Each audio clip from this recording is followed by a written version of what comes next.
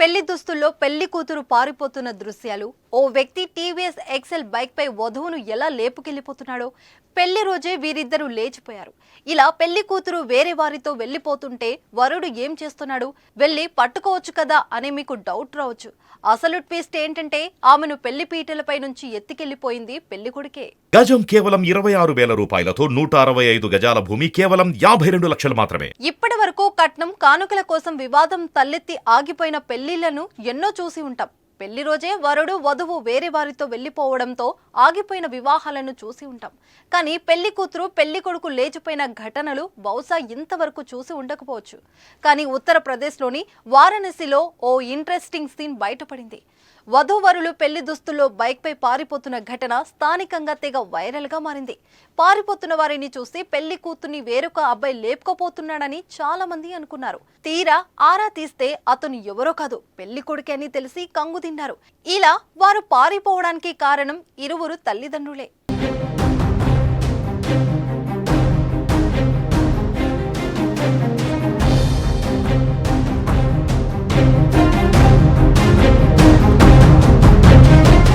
ఓ యువతి యువకుడికి పెద్దలు పెళ్లి నిశ్చయించారు. కట్న కానుకలు మాట్లాడుకుని ముహూర్తం ఫిక్స్ చేశారు.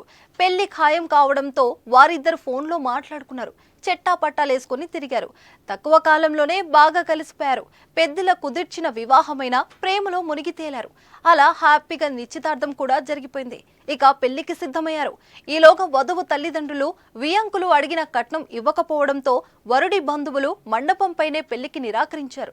దీనిపై మాట పెరిగి పెద్ద రచ్చే జరిగింది. చివరికి పెళ్లి వద్దనుకున్నారు.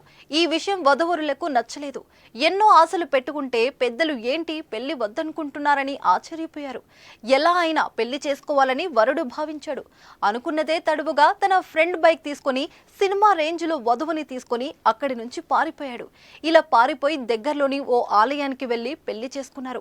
ఈ వీడియోని వరుడి తరపు స్నేహితులు ఒకటి ఇన్స్టాగ్రామ్ లో పోస్ట్ చేయడంతో తెగ వైరల్ అవుతుంది. అదనపు కట్నం కోసం కాపురాలు కూల్చుకుంటున్న ఈ రోజుల్లో ఇష్టపడిన అమ్మాయి కోసం వరుడు తీసుకున్న నిర్ణయాన్ని అందరూ అభినందిస్తున్నారు.